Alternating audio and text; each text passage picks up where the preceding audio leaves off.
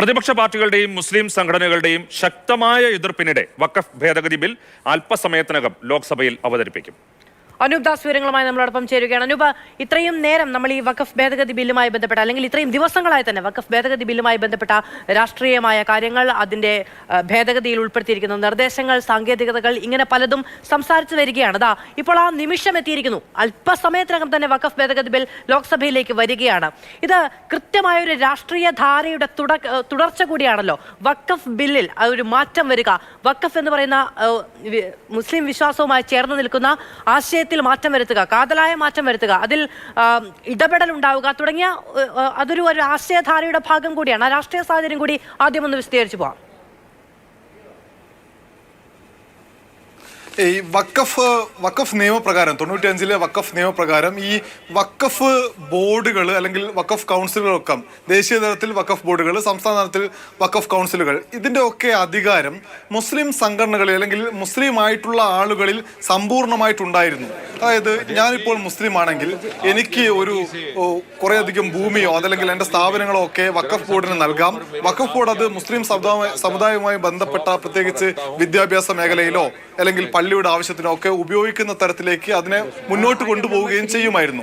ആ മുസ്ലിം വിശ്വാസവുമായി ചേർന്ന് തന്നെയാണ് ഇത്രയും കാലം വഖഫ് ബോർഡിന്റെ പ്രവർത്തനങ്ങൾ മുന്നോട്ട് പോയത്. പക്ഷേ ഈ പുതിയ ബില്ല് നിയമമായി കഴിഞ്ഞാൽ വഖഫ് ബോർഡുമായി ബന്ധപ്പെട്ട അല്ലെങ്കിൽ വഖഫ് കൗൺസിലുകളുമായി ബന്ധപ്പെട്ട സർവ്വ അധികാരവും കേന്ദ്ര സർക്കാരിലേക്ക് എത്തും എന്നതാണ് ഒരു പ്രധാനപ്പെട്ട പ്രശ്നം. വഖഫിന്റെ പരമാധികാരം വഖഫ് ബോർഡുകളിൽ നിന്ന് കേന്ദ്ര സർക്കാരിലേക്ക് എന്നുള്ളതാണ് ഏറ്റവും പ്രധാനപ്പെട്ട മാറ്റം. പാർലമെന്റിൽ നിന്ന് തത്സമയം.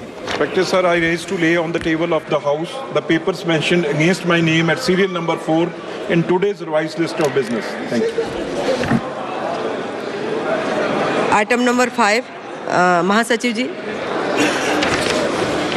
Sir, I have to report that Rajya Sabha at its sitting held on the 1st April 2025 agreed without any amendment to the Tribhuvan Sahakari University Bill 2025 as passed by Lok Sabha.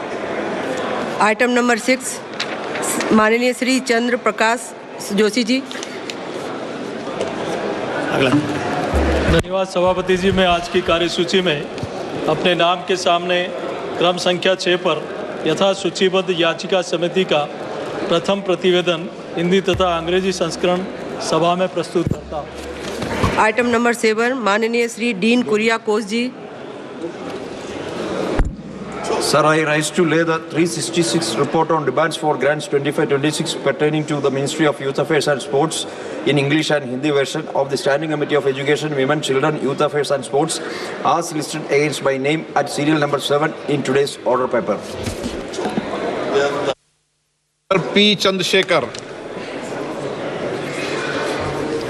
Pursuant with para 5 of the Appendix 1 of Delegation of Financial Power Rules 2024 regarding withdrawal of advance from Contingency Fund of India, I would like to lay a statement on the table of the House that Ministry of Finance. Anoop Das ചേരുന്നുണ്ട്. അനൂപ്, 12 മണിക്കാണ് ഈ ഭേദഗതി bill സഭയിൽ അവതരിപ്പിക്കുമെന്ന് പറഞ്ഞത്. അത് 12 മണി കഴിയുന്നു. ഇനിയും താമസം ഉണ്ടാകുമോ?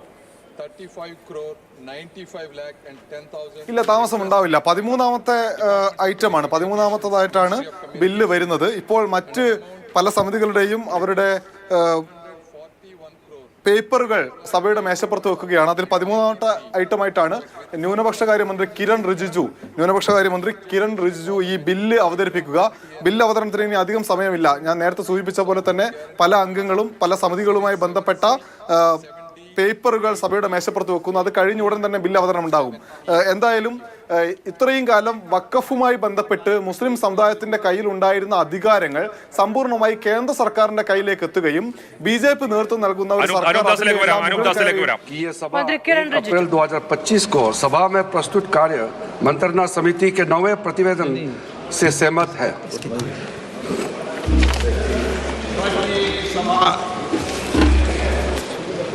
1 अप्रैल 2025 को सभा में प्रस्तुत कार्य मंत्रणा समिति के 9वें प्रतिवेदन से सहमत है. जो सदस्य प्रस्ताव के पक्ष में हाँ गए हैं, जो सदस्य प्रस्ताव के विरोध में ना गए, मेरे विचार में निर्णय हाँ वालों के पक्ष में हाँ वालों के पक्ष में प्रस्ताव अनुमोदित किया जाता है. ये बिजनेस एडवाइजरी कमेटी है. ठीक है ना. माननीय सदस्य जिन्हें आज नियम 377 के अधीन मामले उठाने की अनुमति दी है वे व्यक्तिगत रूप से अपना अनुमोदित पाठ सभा पटल पर प्रस्तुत कर सकते हैं।